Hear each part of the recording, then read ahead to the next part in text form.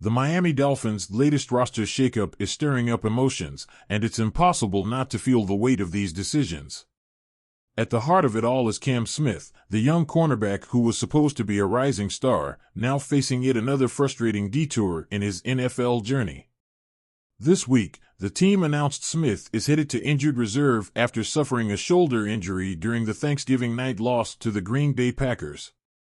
It's a blow that feels bigger than just one player. It's about expectations, disappointments, and the relentless grind of professional football. Let's not sugarcoat it, this is tough to watch. Smith was Miami's top draft pick in 2023, selected in the second round with high hopes. But so far, those hopes have been met with one hurdle after another. His rookie season? Practically a wash. Now, in his second year, injuries have kept him from showing the full extent of his potential. A hamstring issue sidelined him at the start of this season, and just when it seemed like he might carve out a role in the defense, this shoulder injury pulls him off the field again.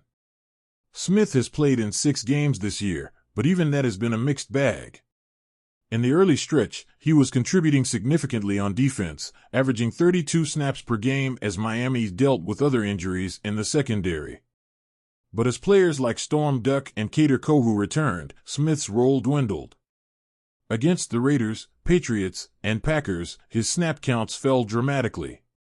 In the Green Bay game, Smith was thrust into action when Kohou went down with a back injury, only to suffer his own setback. What happens next for Smith? The earliest he could return is the Week 18 finale against the Jets, and even that feels uncertain. If Miami's playoff hopes are out of reach by then, would the team risk putting him back on the field? Or has his season unofficially ended? Smith's absence has consequences that go beyond his individual story. It forces the Dolphins to dig deeper into their depth chart, and let's be honest, that depth is starting to look pretty thin. Second-year cornerback Ethan Bonner, who's been inactive for most of the season, might finally see the field. Is he ready to step up? That's a question Dolphins fans will be holding their breath to answer. Meanwhile, Kendall Fuller's status remains a mystery. He's been stuck in concussion protocol for weeks, missing 3 straight games. Will he be cleared in time for Sunday's game against the Jets? If not, Miami will once again be shorthanded in the secondary. Against Green Bay, the Dolphins finished the game with only 3 healthy cornerbacks, Jalen Ramsey, Storm Duck, and Siren Neal.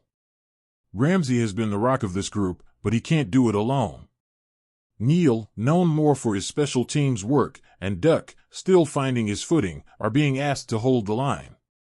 It's a precarious situation, one that underscores just how much the Dolphins need reinforcements.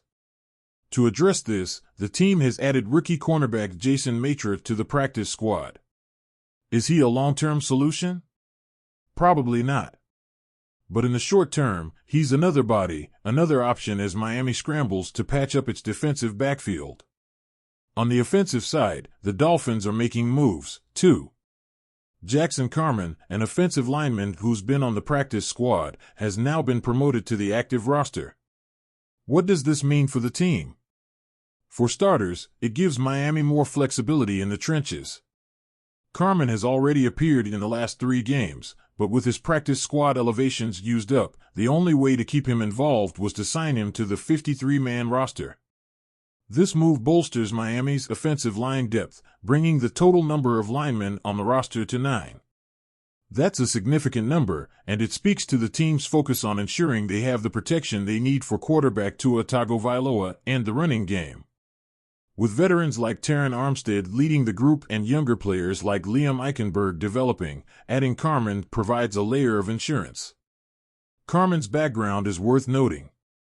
A second-round pick in the 2021 draft, he was brought into the league by the Bengals before joining Miami's practice squad in September. He's still looking to find his footing, but this promotion suggests the Dolphins see potential in him.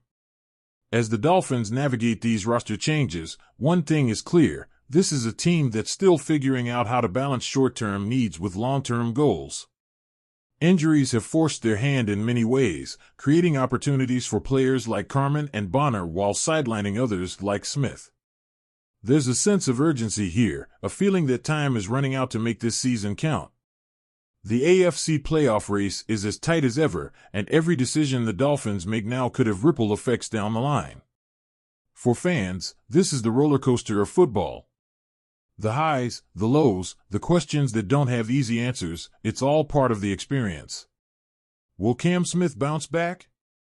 Can Ethan Bonner rise to the occasion? Is Jackson Carman the missing piece on the offensive line?